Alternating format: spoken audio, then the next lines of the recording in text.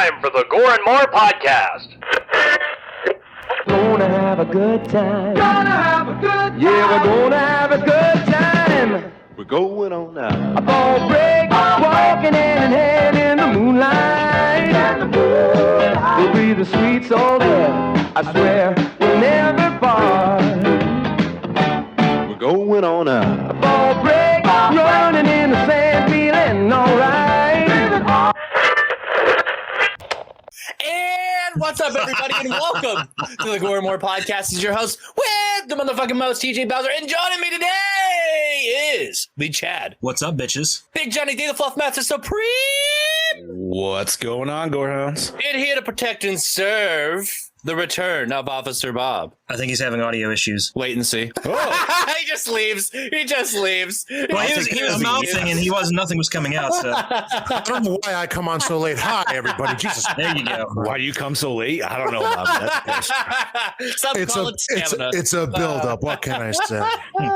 So today is May 17th, 2021, and we got a doozy of an episode for you today. But you know what time it is? It's time for your Sassy Life!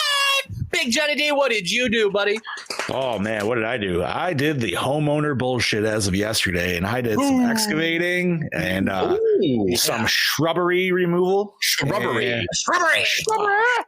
And shoveled a lot of fucking stone. Thank God I had a tractor and a backhoe to do a lot of the manual labor, but still had to do a bunch. And I'm not gonna lie, man, I feel like I was at the fucking gym all day yesterday. Today I'm a little sore. Johnny, are you gonna take my advice? Build a moat? Build him a moat. I want to build a moat. Awesome. Drawbridge that shit. Right? Dude's getting some alligators in that fucking thing. So no, pretty much did that. Did Fatality. Brody and I covered episode 8. Did Injustice. Nice. Gods Among Us. I'm a huge fan. Brody wasn't the biggest fan of it, but I think he still enjoyed it. But check that episode out. Also, shout out to another Project Louder brother, TJ and myself. We joined Lord Scoob and Steve Vasquez on his Project Louder podcast known as Somewhat Supernatural. We did that Friday night. And boss man, what did we cover? Sam Squinch. Yeah, we did. It's good shit. Go check out that juicy episode. I believe that was episode 10 for Scoops. Yeah, 10. Interdimensional Sam Squinch. Sweet. So yeah, did a bunch of podcasts in the last couple of days, so I could almost steal Boss Man's line, but I'm not. And yeah, I don't have as many on the deck, nor will ever. But other than that, man, just did a little bit of gaming and fuck, man, just been relaxing the rest of the week, enjoying this goddamn delicious weather. It's so nice out. Yo, you see the Mario Kart and Donkey Kong rumors? What? They're gonna drop a new Donkey Kong for the Switch, and they're gonna drop a new Mario Kart 9, motherfucker. God damn it, it's about fucking time. Yeah, because even though I love Mario Kart on the Switch, that's just the Wii U. Which just proves that the last Mario Kart they just released is just a fucking gimmick. It's just a carryover from the Wii U. Yeah, of course. Well, that one is. You're talking about Home Circuit though, right? Yeah, you're talking about that. Yo, that's that, great gimmick, dude. Oh, absolutely. And I'm surprised my dumbass almost didn't buy it. I really wanted to, but I couldn't justify spending $100 on each car. $100. I know. Dude, right. 200 bones off TV. 200 bones to get 2 cars right off the bat, dude. And I'm like, sit on a twist. I couldn't justify it, dude. You know what I mean? Like, I ended up getting just a Mario Kart RC car for half the fucking price for the daughter, and I'm like, good enough. You know what I mean? Like, shit, you could have built a go-kart for $100. It would have ran great. At the same time, if Nintendo totally goes its gimmicky route, like it always does, and I kind of hope it does, when we get all these new rail shooter games coming back out for it, I'm hoping.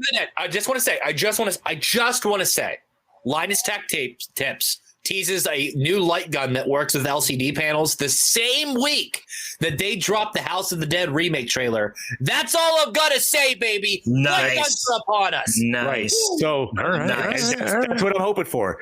Give me something new. Because what? The Wii, we had the fucking little Wii blaster that you put the bullshit in. Resident Evil Survivor remake. Well, here's the on wheels.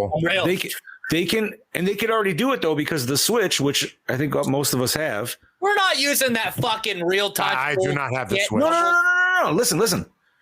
the bottom on the right one has an IR sensor already, right? Okay. You could literally do what you did for the Wii and just make an insert for the Joy-Cons. I want straight up real like tracking. I don't want that Wii bullshit. It depends on how they do it. I want it to be able. Okay, if you can, if they can make it cost effective. Yes, cost effective. Make it as much as a Pro controller, and allow it to like connect on its own without having to be connected to anything else. Make it an official Nintendo product. No, and that's fine. When's the last time they did that though? Super Scope 6? I mean, they didn't have anything for GameCube. And we haven't had a modern light gun. Like I said, no, the Wii was the last one with the Wii blaster. So the last thing they made was the light gun. The Super Scope 6. Okay. The D Evo gun. Yeah, we're just proving our point even more. They only make light guns. Like, but fuck that. Let's go back to what we're talking about here. Slice of life. And I want to hear joysticks. Like, come on, we need to do this, John. At some point, we need to do this. It's bubbling hard. You know what I mean? Yeah, buddy. It needs to happen. But Chad, buddy, how's you been? I have been well, thank you. Just another normal week of work and then relaxing on the weekend. Like I just mentioned in the chat, over the weekend we went to a monster truck show, and I think I suffered brain damage because now everything smells like truck exhaust. 2 days later. That just means you cleared out your sinuses. Give it a day or two. Wait. Or did you wash the clothes that you wore there yet? Like, are they still in your hamper? Yeah, they're still in the hamper. But dude, I was smelling it. No, I was at work still smelling it. It is like stuck in my nostrils. It's horrible. Why don't you next time just go to a drag racing show and tell me what you really smell? Oh, I'd love to. Wait, a drag show? I would love to. A drag racing show. Oh, okay. You'll smell all the Wait a minute. nose hairs. Do they have a drag racing show? Ooh, I feel like that's a niche that needs to up. happen. Yeah, that's hilarious. Annual Project Louder drag racing show. Come on, Chad. It's got to be a you'll get used to that smell. Don't worry about it. You'll be fine. No, it's just so weird because like even higher heels. All day yesterday.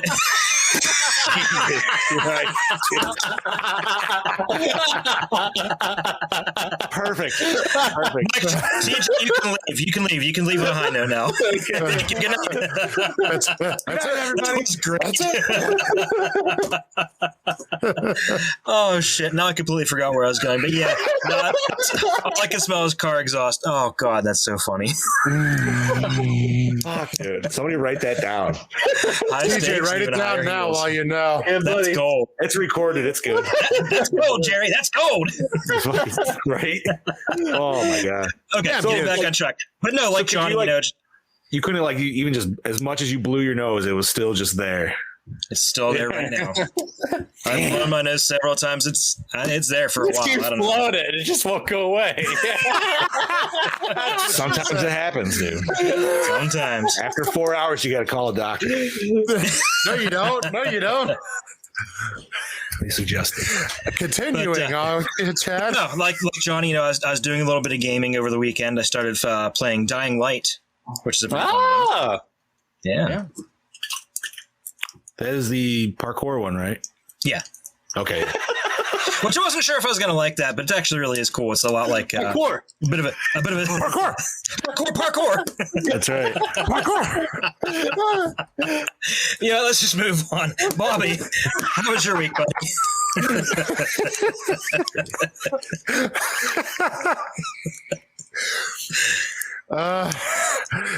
Parkour.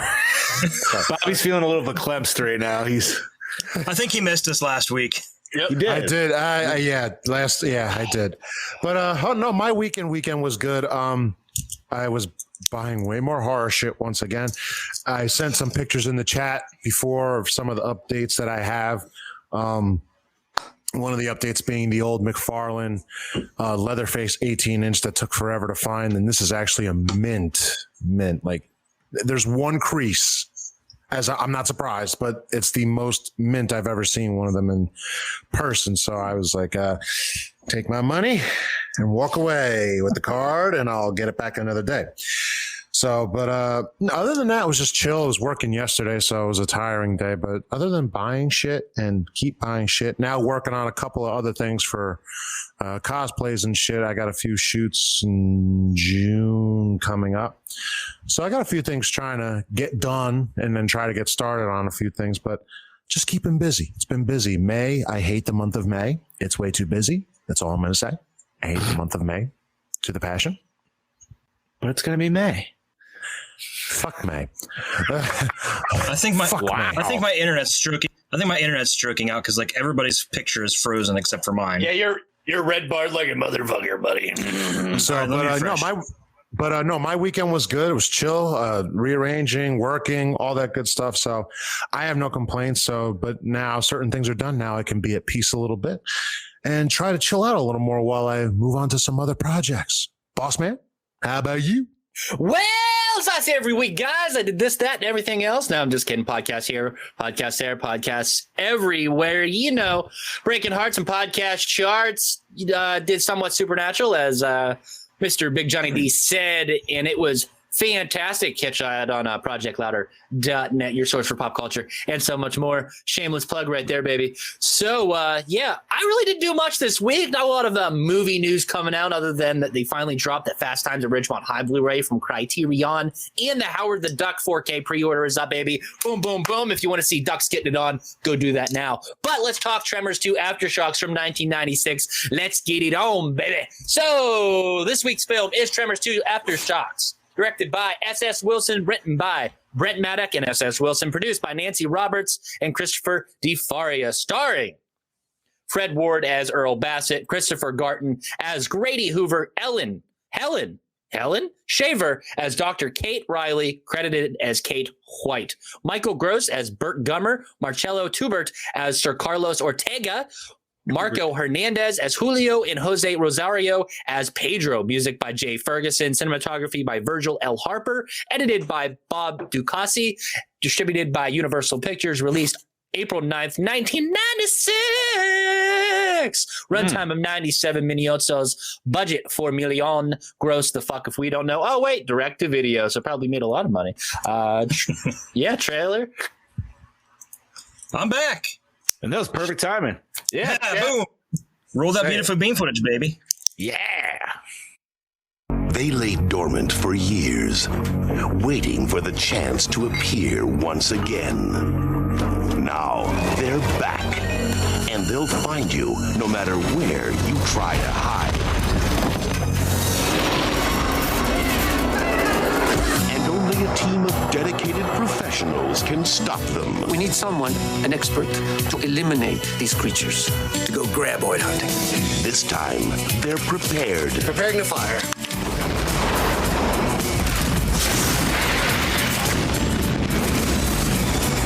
You smoked his ass. Doing what I can with what I got. This time, they're motivated. 50,000 for each graboid. You've got a deal. This time, they're one step ahead. Get off the ground!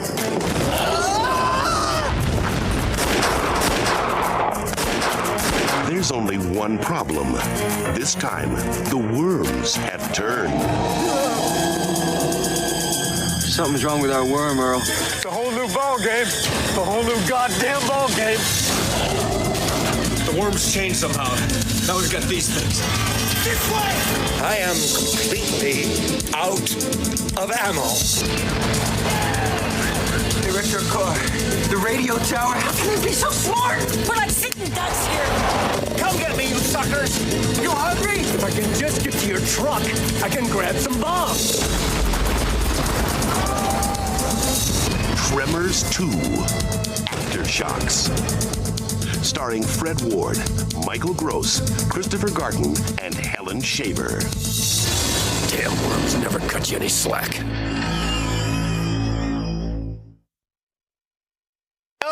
No, they don't, Fred Ward. No, they don't.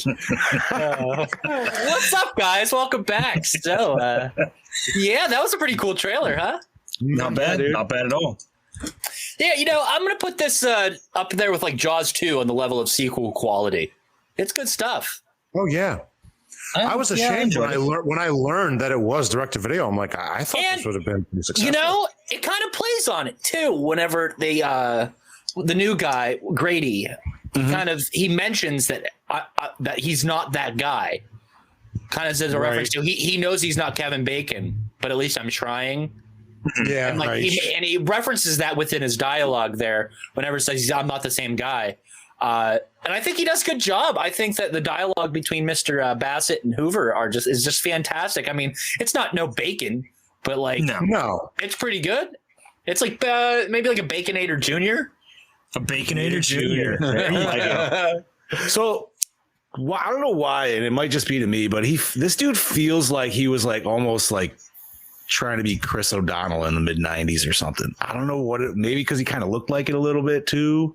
A little bit, yeah, he did. I don't know. Like, I remember when I was a kid, I always used to think it was, and I was like, no, wait. He just had that certain quality to him, and was like, you're almost there, but I don't know. It was just the 90s dude. You know what I mean? A typical 90s dude, if you kind of get. Yeah, he had the hat. Dude, I had that hat. Dude, I had that hat. Right? Like, I could never tell what the hell was on his necklace, though. Oh. Katie's cutting in. Maybe. Speaking, I'm here to talk to you about one of those extremely rare horror sequels.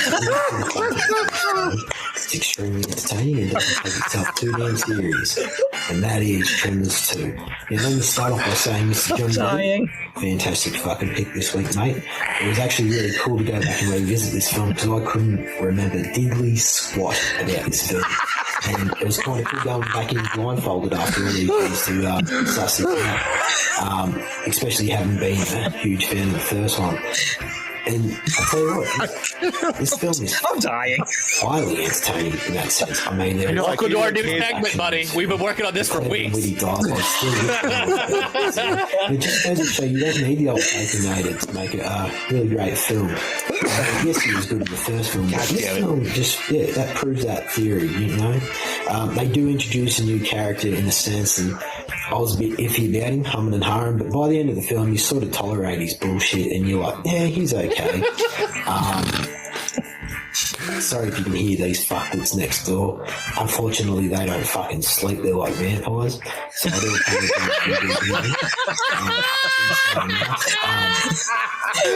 to introduce a new species of these graboids. Now they can actually walk on Earth. I'm digging the background music. Basically, like hairless, bald. That's gonna fade out on future episodes. And we they're can hear him. savage little beasts. I do You know, be a more appropriate theme song for the background is the old Big Valboski's theme song. Very, very hello, ladies. Yeah, I mean, you can put up with it. They don't really show too much of it, I suppose, but in that sense, like Bert, when Bert comes to town, you know, she's all fucking ready to rock and roll. He's all go. The explosive, the guns, next level in this, and I love it. I live for that shit.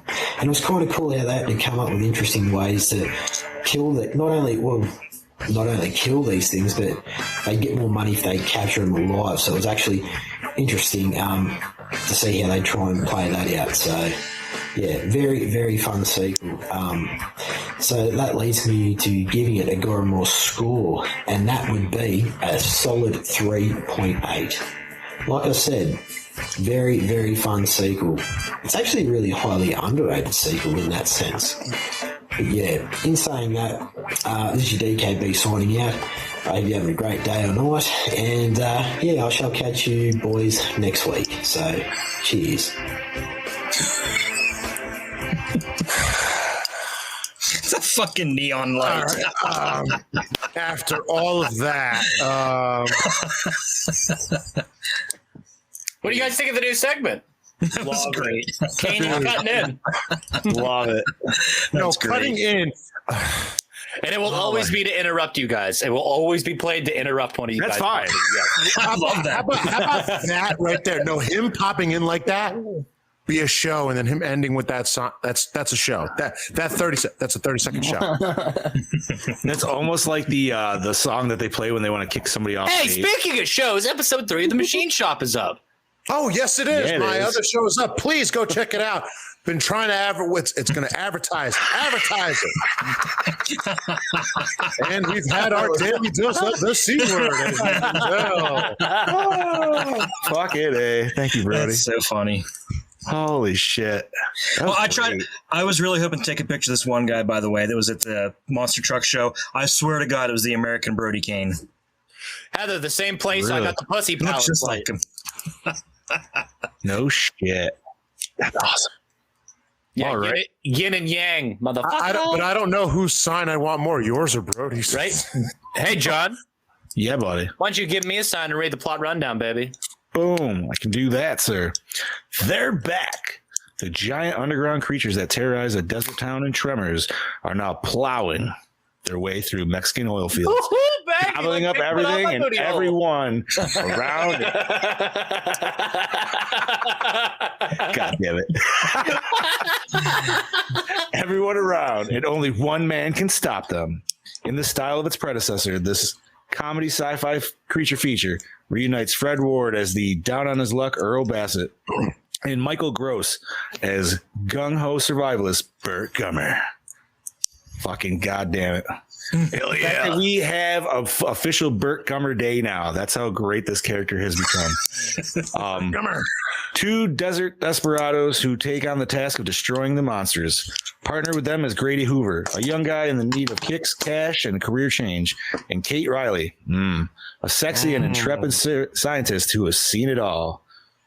Miss 74. Until now.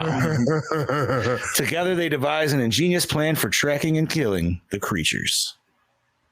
Bum, bum, bum. Or do they? Things like the change on the fly, as we learn in the Tremor series. We got a lot of sequels. Yes, we do. And you know what? This one. Wait. Chad, provide Yes. context for the review. Okay, so the reason we are reviewing Tremors 2 instead of Tremors 1, and I was hoping you guys would give me a chance to say something, is because we actually, on our crossover, we were on Comics and Kaijus covering Tremors. So we decided instead of covering Tremors twice, we convinced John, and it did not take a lot of arm twisting, to change his pick to Tremors 2. It was So within about a 2-month period, we're doing Tremors 1 and 2. Hell yeah. Because we did Tremors back in February? Something like I that. think it was the end of February we were doing In it. that episode, we covered Tremors and The Witcher, I believe. Yes, sir. Yes, we did. That was the first It was a comic. good comic. Yeah, go check that shit out. ProjectLouder.net, shameless plug number 2. Yeah, it was as hard as, hey, John, you want to cover Tremors 2 instead of your Trevor spot? And my answer was, fuck yes, I do. And there we go. We really twisted his arm, ladies and Yeah, that was a hard one right there. Just hold on, let me hand it up. Which, by the way, it made my youngest daughter very happy. Yeah. Is It made my Tremors the daughter series very upset because she wanted to watch it. We were like, go to bed. we had to give John the good old, Yeah. get him going Does Oh, for it. the 3-movie rule apply to Tremors? Yeah. So funny enough, I don't that know. was actually asked of me last night, and I said we will probably discuss that today. So if we go 3, we know we're ending it on a bad note because we're going into the ass blasters. Exactly. Back to perfection. Yeah, I'd almost rather cover 4. But I also don't want to skip it, good or bad. Correct. I mean, And has we do get good to go moments. back to perfection. We literally get to go see the fucking town again. So that's rad as fuck. Despite some Yeah. shitty CGI, it's cool to see the new version. okay, listen, it's not as terrible as I like. I mean, No. it's pretty bad, but it's not as terrible as I'm trying to like make it sound. I think it's just the worst one out of the series. It's not this film. No, Keep in mind, though, we have plenty of time to discuss this because we're not even going to get to it until next year. Anyway. no. Oh yeah, No. It's definitely this year's chock full. It is. But yeah, I'm glad we got to watch this movie, dude, because obviously big fan of the series, as we've previously talked. I know Chad, TJ, Bobby, everybody is like. I actually watched this one more than the first. Yeah, I feel like it was on TV more than the first, although the first one was Sci-Fi also Channel? on TV. Chad, did this get played on the Sci-Fi Channel a lot? Yes, it did. USA hardcore, dude. That's where I watched it the most. Yeah. They ran the first one and the second one usually back to back. It was like every other Saturday. You could almost fucking bet your money. See, that's another discussion that's being brought up. A little sidebar real quick here. In the film preservation and collecting community is the preservation of television movies and how that's just simply not happening. So Chad would probably be able to shine more light on this. There's a lot of films that were released just on television that we aren't ever probably going to see the light of day and aren't getting released. Vinegar Syndrome with their televised terror box set, Volume 1, which they just dropped, might be like the first hint at somebody trying to do that. But because it was made... Scream Factory did it first. Okay, what'd they do?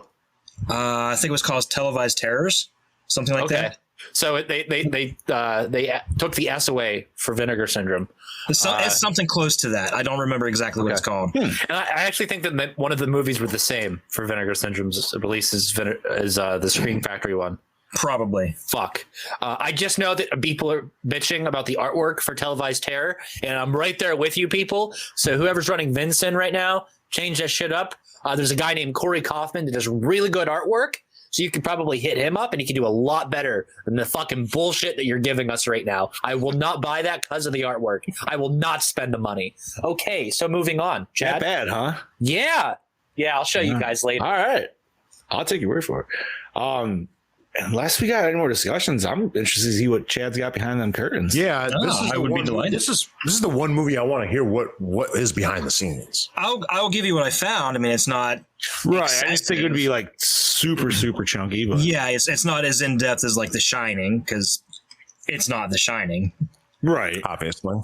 But I will say I did enjoy this movie a whole lot. And this was, I want to say like the third time I've seen it. I didn't really watch this a lot, but I have seen it a few times. Like I definitely saw it when it first came out, and then at least once or twice since then. But it's been a really long time. I gotta admit, just like Bobby, I did not realize it was direct to video. I don't know why. I thought this one might have got theater release, and then obviously the third one definitely was. But I still love it. If you guys noticed, there's no theatrical poster. I posted the VHS tape to share it yesterday. Yeah. The picture I shared was actually of the original VHS tape. Yeah. Nice. Yeah, I was gonna say there was no weird variations. Again, the potential was there to make just as much money. I mean, look at Jason Goes to Hell and how much money it made with VHS sales alone. Because they had to buy 4 of each. Yep. Anyway, Chad, get behind the curtain. Ooh. Okay, so my first bit actually does kind of touch in on that. Okay, so originally Kevin Bacon and Reba McEntire were both written to the script and expected to return as their characters from the first movie. Reba declined due to a massive tour she was currently on at the time, and while Kevin Bacon showed interest, he ultimately turned it down to film Apollo 13. Universal was pining for these two to return, and when neither did, the budget was dropped from $17 million to $4 million, and production was handed over to the direct-to-video division. It was originally supposed to go to theaters. But because of those two dropping out and the budget dropping, Universal just couldn't see a way to really... And there was like massive campaigns and everything to get them to put this into theaters, and it just wasn't... They don't want to take that financial risk. So here's my issue, or not issue, I guess, but like I wonder what they would have been contracted to get and how much more would have actually been able to be spent on the film in itself had they been given that original budget. Yeah. Because how much did you say the budget was? $4 million? It was 17. For this it was 4. It was originally supposed to be 17. You got to figure Bacon and Reba alone. Jason Goes to Hell was 2.5. Right, but like that's what I'm saying. Like, what do you think those two stars? Would you say? What would you guess that they would have to take or they would want? I would say at least $1 million each. Bacon at this time. I mean, this is 90s. This was okay. When so this was actually 98, 2000 maybe. No, that was 2000. No. It was 2000. 2000, wasn't it? I think 2000, 2001. But no, this was. Remember, keep in mind this was actually filmed in 94 and sat in the shelf for 2 years. Oh, so they would have been filming it back then around the 94, Kevin Bacon. It was just, he wasn't a huge star.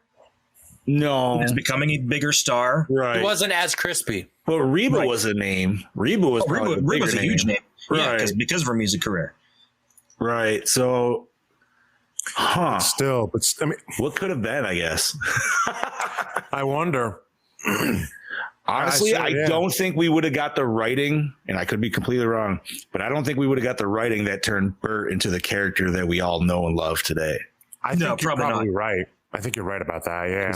Because that's definitely where you start seeing it in this sequel, is where you see that like turn. You know what I mean? Like, obviously you got it in the first one, but he was still so much more grounded in the first one in comparison. Like, but here he really turned it up with the arm, with the truck, the gun, everything. Fucking Deuce, of course.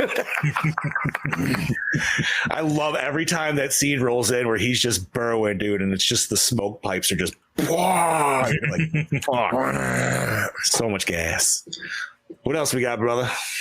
Earl struggles with ostriches at the beginning of the film while attempting to get them to mate. His difficulty may lie with the fact that both of them are male. Female ostriches are noticeably shorter and gray. What the fuck? Well then. Guess you learn something new every day. Yes, you do. Welcome to Gore N More, everybody. Well, now, wait a minute. We learned that, but did Earl? He may not have. I wonder if that was supposed to be like an actual, like, if you got this, or like it was just somebody who was like, get 2 ostriches for the scene. I think they didn't give a shit. 2 ostriches and no one cares. I think it's somebody that knew ostriches, and it was kind of like a little in joke as to why he couldn't get them to mate. Honestly, that's kind of better. Because that just fits perfectly with Earl's character. Right.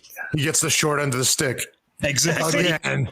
At the same time, like, I feel like out of him and Vale in the first one, like, he was the smarter of the two. Oh yeah, I don't know. He was more the idea man, I guess. Hey, idea men are important. They are. Yes, they are. But now that Continuing on, one of the full-scale graboids used in the film was a refurbished model that was used in the first film. Huh. Awesome. Shout out to our homeboy Nick Benson. Yeah. I wonder if that was the one that was in the desert that was moaning, I'm guessing. Now, remember, remind us again, TJ, what the original design was supposed to be? Foreskin, circumcised penises. You gotta pull back. You gotta pull back the skin sheath to reveal the head of the glorious, massive head of the graboid. Circumcise them fuckers. I will have to say, that fellow that plays Grady wasn't in a lot of stuff. His first film appearance is in 1984, a film called Firstborn. He was in Parent Trap 3 in 89. Okay. Didn't even know there's a third one or a second one. Right. A movie called Johns in 96, which I'm going to guess has something to do with male prostitution. Yeah. Jane Doe in 06. And he did a TV show. Oh, he was also in Black Swan. That's as a sexy waiter named Scott. Ooh, is that really what it's labeled? Oh, yeah, you're right. Yes, he was. He was. Well, I was like, oh, yeah, I remember the sexy waiter. And Chad, he was in 22 episodes of Mantis as Taylor Savage. So he was in every episode of Mantis, because that's probably all the episodes they made. Okay, fair enough. Baywatch is Greg. He was on Baywatch. I gotta find the specific episode. I haven't watched every episode. I've watched a majority of Baywatch. Right. You guys, stay tuned to Project Louder. Oh my god! Dude, did you just announce a Baywatch podcast? That's the new idea. Huffing with the Hoff. I love that idea. I love it. Continuing on, to achieve the infrared view of the Shriekers as seen in several scenes, the actors wore red suits and yellow stockings, then were shot in high-8 videotape and blown up to 35mm film. To add an additional grainy effect, the post-production video engineers then rendered the faces and bodies in different colors. Oh, nice. So it was all just a camera trick to make it look infrared. Good nod to Predator as well. Yeah, the scene with the baby Shrieker was created using a full-size Shrieker and a large cage, making the Shrieker look small. As a consequence, no actors could be shown at the same time as the cage and the Shrieker. Such a good scene. It was. A good scene. It was really That's nice. where practical effects shine. Like, Speaking of a really good practical effects movie, The Demolitionist from '96, Robert Kurtzman first movie. It's like a fucking special effects marvel. It's all it is. That sounds familiar, but I can't quite place it. It's really rad. I'll have to. It's on Amazon Prime. Check it out, guys. It's not a good copy, but it's fun. Send it to us in the chat. We got to check that. Is Sharon Stone in that? She might be. I'll go double check. That sounds really familiar. That sounds like something she was in. Demolitionist. I don't know. It's a demolitionist. I had a lot of caffeine. Why did I just drink 2 of those? Wait, maybe I'm thinking the Specialist, not the Demolitionist. Sorry. Keep going, Chad. I'll find out. During post-production, the creators campaigned for the film to receive a theatrical wide release. Although unsuccessful, the film did play in limited theaters across the world, including the TCL Hollywood Theater, the Alfred Hitchcock Theater, and the National Theater in Tokyo, Japan. Oh. All right, so at least got some sort of theater, I guess. Dude, I feel like they could have did well with this in theater, man. Yeah. They should have just tried it. I don't know. Like, obviously, it would have upped the budget that much more, and they probably didn't want to do that in the first place, but... Yeah, but... okay. Nicole Eggert, okay. I still think that could have worked. Right? Homeboy Savini's and Langenkamp are in it, too. Nice. Sorry, let me hydrate a second. Yeah, you're fine. You're fine. Wait, wet that whistle, Big Daddy. Wet that whistle. You were gonna say big dick. Here you go, buddy boy. Wet that willy. In the script, Earl and Grady venture inside the destroyed radio tower and discover multiple dead bodies. The scene was removed due to its interference and with pacing, and that it would go over budget. Storyboards of the scene can be seen on the interior flaps of the original Laserdisc release. Nah, I gotta get that original Laserdisc. Yo, Brandon Lane. And you gotta figure that's gotta be on like the dying days of Laserdisc, so this thing is probably super rare now. Yeah. All right, you're talking 96. Laserdisc, yeah. Damn. What a what a flex. Be like, dude, whole collection. That'd be a hell of a thing to have as a full Laserdisc collection. It'd be insane, dude. Homeboy Brandon does have a bunch of them. I know a store I need to go find it. I have one. Okay, you can buy Tremors 1 and 2 on Laserdisc for $54.99 and a collection lot. That is not bad by any means. No, that's not bad at all. I mean, just to see that thing that Chad just mentioned. Yeah. Shit. Now I only have to get a Laserdisc player. That's the trick. And one that works. Keep going, Chad Daddy. In addition to the shriekers designed by Amalgamated Dynamics, some scenes in the film used shriekers that were CGI designed by Tippett Studio. These animated shriekers were used to show walking, running, or climbing, as the movements were beyond the capabilities of fully articulated puppet shriekers. And it was very obvious CGI also. Yeah, it was very obvious CGI, but this wasn't terrible CGI. Okay, this last year's CGI. This CGI was better than Mortal Kombat 1995. When we were watching this on VHS, we didn't give a fuck. When we watch it in 1080p upscale and all that fucking fantastic shit with the scans and shit we have, it looks like hell. And these lower budget late 90s direct-to-video films don't stand up as well on the visual effects side as we'd like it to be because of that increase in visual quality. I mean, lots of films have suffered because of that. I think it's part of the charm, though. It is part of the charm. Sometimes it can work. Some films, and I think I've stated on the show before, and I think we all have, that some films are better watched on the VHS format. It's just the way it is.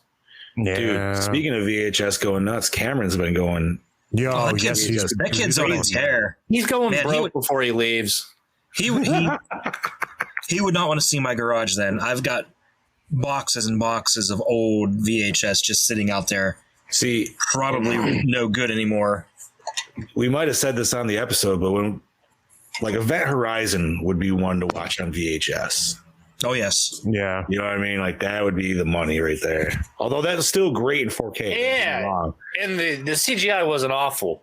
No, it was floating shit in the hallways, but we did talk about that. But going back to Tremors, I would say that was the only major flaw of this movie was the dated CGI scenes. Other than that, nothing else. Which is really funny because you compare something like that, and I understand budgets are a huge difference, but something that was made 3 years earlier, Jurassic Park, which the CGI still stands up today. Apples and oranges, Chief. I know, but it's true. That's like bubble gum and fucking 20-ounce steak, dude. Yeah. Yeah. I mean, it's just so funny though, because something that's 3 years older looks so much better. Listen, dude, I still think there's movies today with the best CGI that still don't fucking look as good as Jurassic Park. So whatever the fuck Steven Spielberg fucking did for that. I think he used real dinosaurs. Do you want to know why it's so good? You still had to get creative. Now this is like CGI that shit. It's done. There's no creativity. You know what? I'm going to go with real dinosaurs.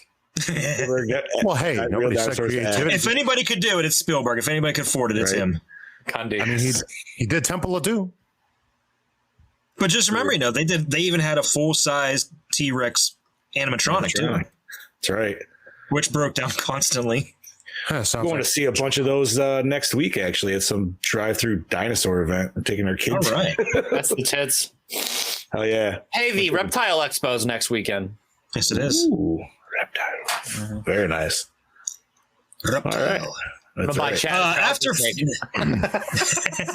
After filming, production wrapped in 94, Tremors was shelved for 2 years after the studio was unsure what to do with the movie. This was because Universal was shocked when test audiences adored the film and demanded it play in theaters, which prompted the creators to fight Universal's proposal into sending the film direct to video.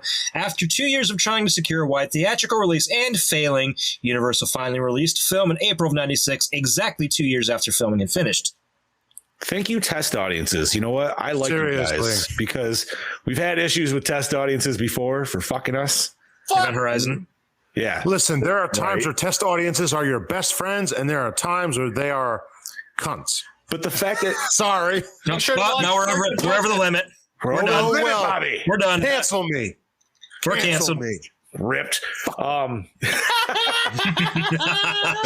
Fuck, dude. That's right, Brody. You threw me off, Bobby. What the fuck we were on? Test audience. Yes. No, but like you just said, these guys actually, even they said, put this shit in theaters. Like, I don't understand. I wonder where like the campaign fell flat that they just couldn't get it going, or that there was an executive who was just like, no. Like, that's more than that's what it is. Guarantee. That's definitely what happened. Like they're just like, oh, the people want it, and there's just one douchebag who's like, nah, it's just fuck you, I don't want it. Yeah, that guy's probably just pissed off because Kevin Bacon fucked his wife, and he's had it against the whole Tremors franchise ever since. I would hope that would be some crazy backstory in the Tremors fucking. I think that would make it as to why the rest of the sequels are all direct to video now. Hey man, like I said, I enjoyed the whole series.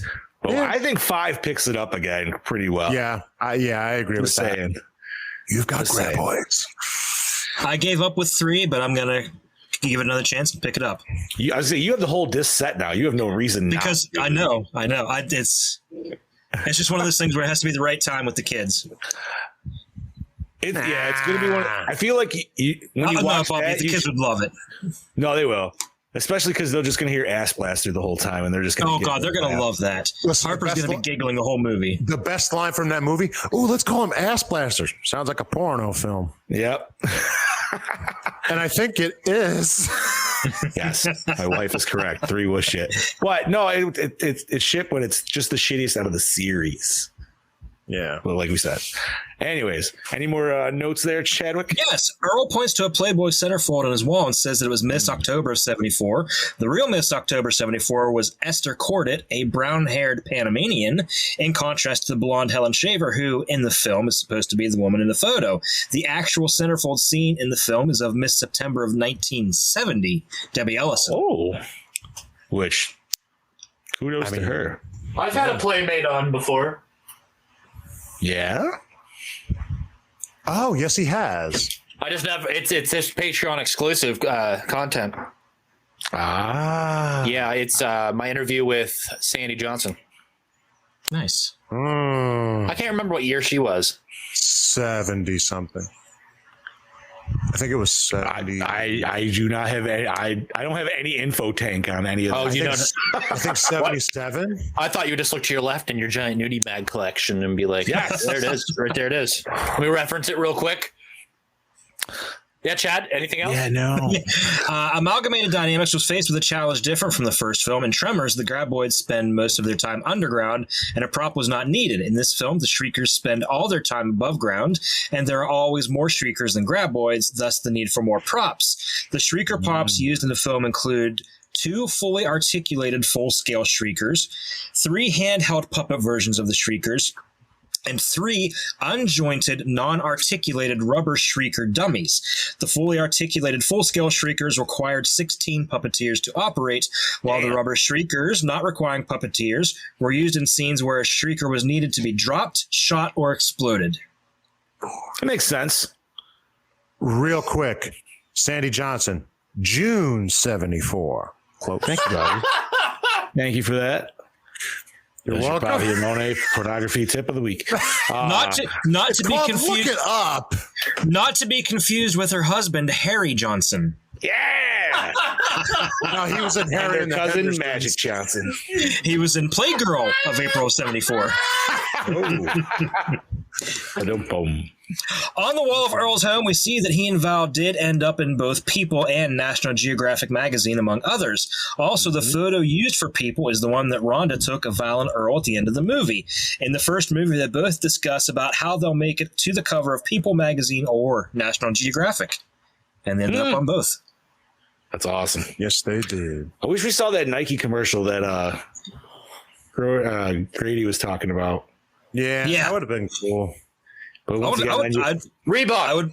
I want to see what the Shriekers arcade game would have been, or the Graboids. the Graboid arcade. Yeah, Graboid game.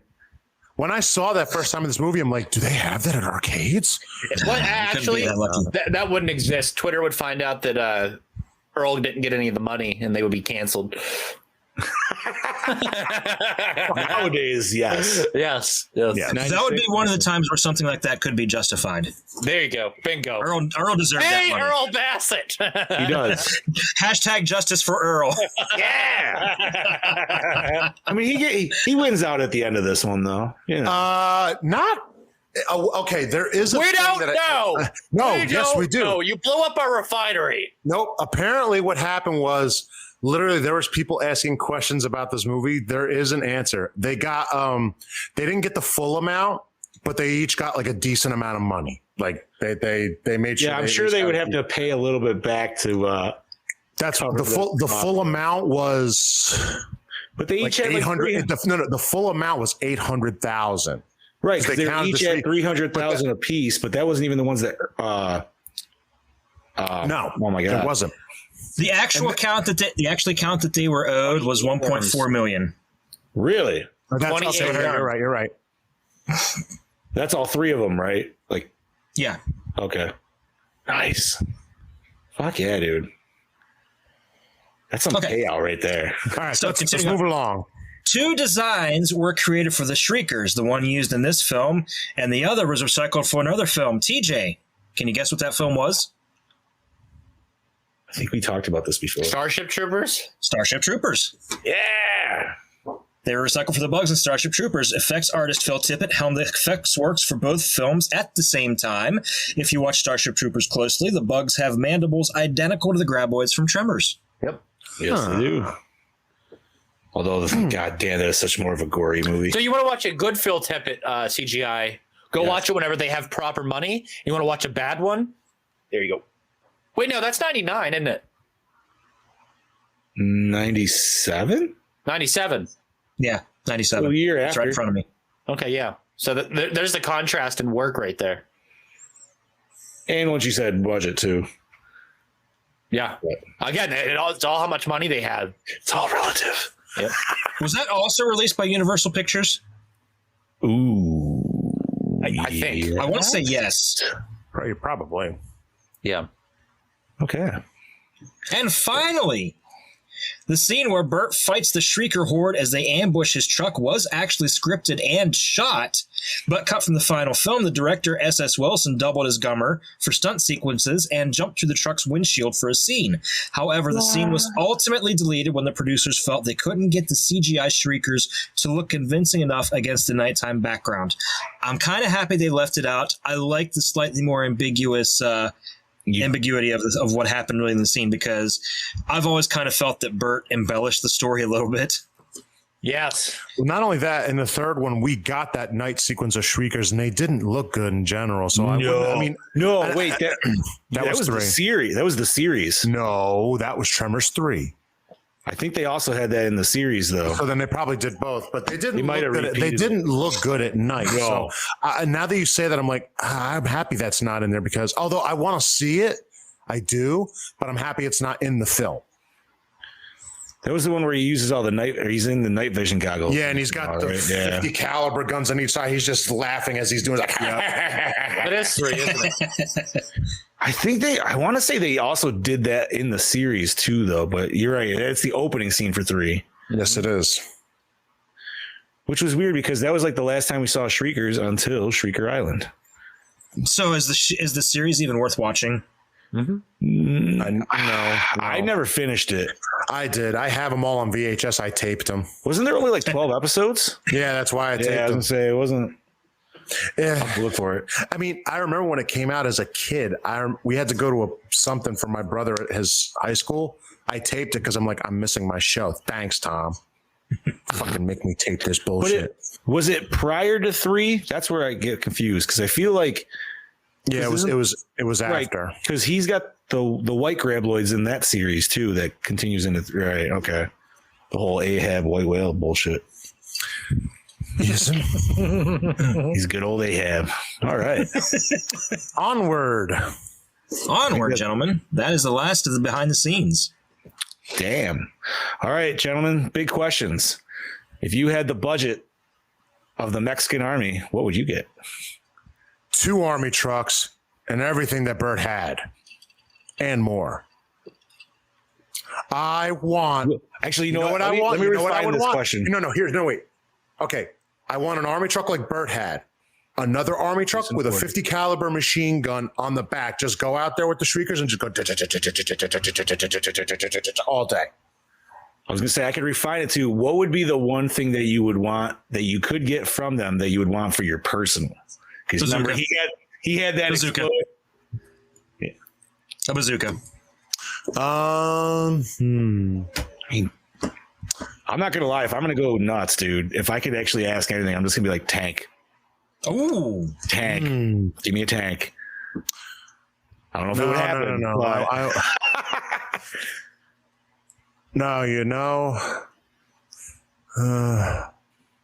Fuck. Minigun. Yeah. Missile launcher. Like Arnie's in T2? Absolutely. Go the short barrel style? Okay. You don't want old painless? I ain't got time to bleed. All right. I'll take either one. I don't really have any other questions for this. I feel like this was kind of a straightforward sequel. Yeah, my notes for this were like completely empty. I wrote down the deaths and that was it. I just sat back and enjoyed the film. Right. Like it didn't, I don't know. It was simple enough to where it didn't have a lot of like, oh, what could, Yeah, you don't have to overthink this movie. No, and you shouldn't. Exactly. So then let's get into these questions then. Bobby, I got a question for you. I might have an answer. You saw no problem in that zombie attack last night? Oh, on the WCW thing? Or not, oh my God, ECW. Was it? WWE. Backlash. Yeah. So this comes a week after they say AEW having a cage match set the industry back 30 years because of how gruesome it was. Then they put zombies on. They have zombies attack their wrestlers on a fucking pay-per-view. You want to talk about setting back the industry? Look like shit. Why? In promotion of Zack Snyder's Army of the Dead. Yeah. Fucking sellouts. Which Brody, that much more promoting. Like, yeah. I want to answer Brody real quick before I forget. Brody, that was not a nuke he was trying to hide. That's actually just a cannon shell. Yeah. A nuke would be way bigger. and I didn't know how bad that Unless was. it's in Starship Troopers. Well, yeah. Put a nuke on a bug hole, you got a lot of dead bugs. But I didn't know how bad that zombie attack was until I watched it. I'm like, oh, that's terrible. You just can't do stuff like that. It's so out of context. Like, It's terrible, easy. Like terrible. No, terrible as in terrible. Like it was just like one of those like, I gotta go. Yeah. Like I don't want to watch this anymore. It's the one where you're like, I think I got to take a shit, but I'm just going to make that excuse. So You said this was on a pay-per-view. It's so funny because Jericho's tweet as it was happening, it was he was so pissed at like that comment that they said that the match he had set the industry back 30 years. His tweet was 30 years 30 years zombies. I would be so pissed. I would be so pissed to have that in the middle of a pay-per-view match. Same. That'd be so fucking no. That's not what you paid for. I mean, they do have like one of their like top female performers who is like a dual personality who they switch live her clothes by literally pre-recording the segment, and then she's like there's a sound cue and then she switches. They even had Braun Strowman whenever he would run, they blow a fucking train noise. I'm not even joking. If he would run, they would play a train noise. You know what this makes me think of is when WWE brought back ECW. And how Yes, they had the shitty that zombie. was. They had the ECW zombie. Yeah. That's exactly what it's making me think of. That's how bad that is. Ugh. Damn. Ay, ay, ay. Okay, so boys, we got the questions. Normal questions. Format? DVD. Same. Damn. Regular old DVD. I wanted to enjoy the set that I bought. That's why I watched it in that format. Correct. I watched it on streaming. Did they have? Was it just 1080 or did they actually have like? They didn't probably 1080. 4K. No 4K. There's no 4K for this. Yeah, I didn't think. I checked. Look who owns it. Just that glorious first one. But nice. Yeah, dude, you gotta get the use out of your your 7-disc set there, bud. Absolutely. Douche. You kind of have to NA this because there really wasn't a douche in the movie. I would say maybe Bert when he first showed up. No, that's always Bert though. That's always Bert. But that's just it. He's the closest to a douche, but none of them were real douches. No, you could say Earl at first was a douche. At first. I feel like that's just because he's lost out on so much where everybody else is like, motherfucker. Yeah. I'm going to NA this. There's no real answer to it. You know, I'm gonna say the Graboids just to be like, here's your real douche. The Graboids, they had to come back. Yeah, dude, there really isn't anybody. No, like nobody's like a complete douchebag. Like even the creatures are oppressive enough, I guess, for the story. There you go. Yeah. Favorite kill. The Graboid that Bert blows in half with the 50 cal. Ooh. The Shrieker, I mean, not the Graboid. No, I knew you were the first one, the first scene where the oil worker gets killed, because that to me, to start a movie like that, we already knew what a Graboid looked like, but what a way to start a movie. I like his kill. Austrian kills count? Yeah. Yeah, go ahead. Isn't it that one oil worker is driving the car? Yeah, where you just all they found was his hands dangling. Yeah, hands. again. Yeah. You want to talk about Jurassic Park? Yeah. Exactly hard vibes, dude. I'm gonna have to say the guy in the window. What the fuck was his name? Oh, that was Julio. Is that Julio? Yeah, he got the nastiest because at least you get to see them like chomp into his leg and shit like that. You don't see the actual kill, unfortunately, but obviously he gets eaten and maimed. So yeah. Yep. Look at you guys. Match made in heaven. Right? Best scene. Oof. Oh, okay. When they see the dead Graboid, and then as they're going to the truck. The reintroduction of a one Bert Gummer. That's what I was thinking, was when Bert rolls in with the fucking truck. No, I like the whole. No, I like the whole. What is that? Oh, it's something better. Or it's something worse. For me, it's the whole nighttime scene from when they're at night to when they go to the radio tower, like that whole sequence. Because that to me feels like a real horror movie at that point because you're still not sure. Yeah, I'm gonna have to agree with Bobby when the graboid explodes and they see the open husk and everything. Like that was just a real nasty effect. And because go ahead, John. Sorry. Well, I was gonna say that to like the lead up of when they actually see the shriekers, because obviously it goes from like, okay, getting a little scary, and then it goes funny because obviously they're doing the gun thing. They're like, how fucking big is this thing? And then it's like, boop. And I found the music during that scene was so great. Hell yeah. Opening scene. Did you say what was yours? Yeah, I said the introduction of a one Burt Gummer. Oh, okay. Sorry. I'm assuming you mean when he comes into Mexico and not when he's sitting in his basement. Yeah. Yeah, the basement's pretty funny too. Right. Yeah. Yeah, dude, you got to see that mount. That was fucking great. And it's a callback to the original. Did you notice the patch brick as well? Yep. Yeah. You know what? That's the Tremors equivalent of that scene where we see Martin Brody walk past the barrels from Jaws 1. That's the Burt Gummer equivalent. Yeah. There you go. I'm picking up an echo. Why the fuck can I hear myself?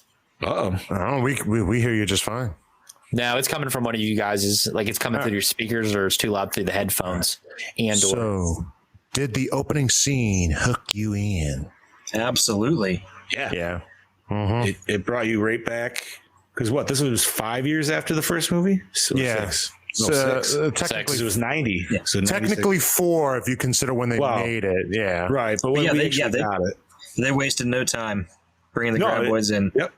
Like, listen, we already know this is what you're here for. Here it is. Great. Think I can say more? Absolutely.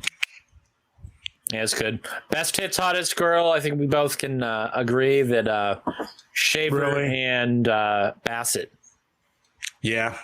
Yeah. Mm-hmm. Yeah. Bassett's got and you know what? They even gave it out. They both gave him the sweet butt glance shot. Yes, they did. It's kind of nice. Yeah. Her nice. Fantastic. Took us. Her butt was on both. Yes. Right. That was one for even the wife was like, yes. She's like, you know what? They never do that. And I was like, what's that? She's like, they never give a shot for the ladies. I was like, yeah, they do. Jason goes to hell. Wow. Yeah, that's true. Shrek my pod. Yep. Shrek. You can have pickle, but although there was also that one movie. What was the movie? You guys covered it on Lights, Camera, Exploitation. Basket Case. Yep. There was a lot of dong hanging in that one too. And just to throw this out there, what's the movie with I don't know. Oh shit! The one where you see Kevin Bacon. This is the one where you see Kevin Bacon doing the full Monty. Oh, you see Kevin's Bacon? Yeah. That's right at the tip of my tongue. Isn't it like a shower scene or something? Yeah, it's a shower scene. No, it's not Hollow Man. Denise Richards and Nev Campbell are in it. The only reason. Oh, fuck. Fuck. I know exactly. God damn it. To Google. Damn it. I mean, that was a good movie, too, with a lot of twists and turns. And I think, wasn't Bill Murray in that, too? I do not know what the fuck are you talking about? Oh, shit, what's the house? I have no idea. I'm lost here. Myself. Wild Things. That's it. Wild Things. Yeah. Matt Dillon. TJ, if you haven't seen, watch it. Bill Murray was in that, yes. Thought so. He was like the one detective or something. You are correct, sir. All right. Next score. Great. I like the score. Yeah, it's really good. It was really well. I like the Western twanginess of the music. Right. Yeah. As soon as they hit south of the border, though, it goes straight like mariachi band. Yeah. Oh, wrong. And not to mention, I like I don't know if you can consider it, but the songs that they use on the radio for when the Tremors has it swallowed and he's like chasing them around and shit like that. Yeah, no, I agree. Woo. I like the Mexican radio announcer talking, and he's just speaking in Spanish, and you can understand Travis Tritt. Yeah. You guys pick that up. It's like Travis Tritt. Fucking A, boys. Okay, favorite character, because we're not going to know best song, so. Yeah, say that one country song that they played. Well, no, I was gonna say Travis Tritt song. So Trouble. There you go. Okay, we can go that one. But, favorite character? Bert. Every sequel we pick, Bert. It's gonna be Bert. No, we're gonna get to 3, and I'm gonna pick fucking Miguel. All right, that's what I'm gonna do. Hey, rest in peace, Miguel. Yeah. The best. All right, wait. One of the other best lines of that movie, is when he's sitting there looking at his truck and it's upside down. He's like, "My big grizzly boy, my sidearms," and it just starts firing off. He goes, "My ammo." Yeah. I do remember that. But if you look at his face, he's kind of just like, he literally looks like this. He's like this. He's like, "My ammo." Good stuff. His delivery. Spot on. Scary. Nah. No. I don't think it was supposed to be. I would it's supposed to be just fun. Although I would say the first time, kind of maybe because of that the night scene, then it goes back to this is an American kaiju film with mini kaijus. Pretty much. Mini kaiju. Yes. Oh, wait. Godzilla. See, they get creepy in a few scenes. They do. They go a little dark, and then it just goes funny again. It's good horror action comedy. They're like if pigs had sex with the bugs from Starship Troopers. Yeah, kind of. I wonder how those noises would go. I don't want to know. Fucking A. A lot more squealing. Does it hold up? Hold up today. I would say yes. CGI doesn't. CGI is, I think the rest it does. of it, yeah. Yeah. You just got to pass on that. Yep. There's not too many scenes with the CGI. No, there really isn't. There's maybe a handful at best. Yeah. All right. Acting pretty damn good. I think everybody did their role. I do think that some of the Spanish actors, some of their scenes are a little weak, but that also could just be because of the budgetary constraints. I just felt like some of these we'll talk about it when we get to cinematography. Keep going. Did you like the cinematography then? Oh no, I think it was very run of the mill. I think whenever it comes to cinematography, this film is so fucking middle of the road. Again, like I've said in the past, it does enough to get by. It does the opposite of the previous film. It doesn't capture the setting. It doesn't really. You know what I'm talking about? Like the last film really glorified where it was filmed at, and you got a lot of those big open shots of the mountains and stuff. Yeah, I know exactly what you mean. Not once did you look at this and say, "Oh, they're definitely in Mexico." Yes. Yeah, no, it just looked like they were in a hilly valley. Yeah, they could have literally been anywhere. Yeah, basically. Besides the Mexican music, as soon as they hit the border, that's the only okay, we're here. You saw the budget visually, and I think that's a problem. And some of those scenes where we see some of our American actors interacting with holding for Hux, Julio, and Pedro, I feel like those are some of the weaker. I understood that reference. It's more of those. I just feel like they're not as well. There's Bobby's mom. They're just Cameo. He's running away. Does anybody understand what I'm talking about? I just feel know exactly. Yeah, it's not very standout. No, not one bit. It's just not the same level of quality. We see the interactions between Earl and Grady. No. Oh yeah. No.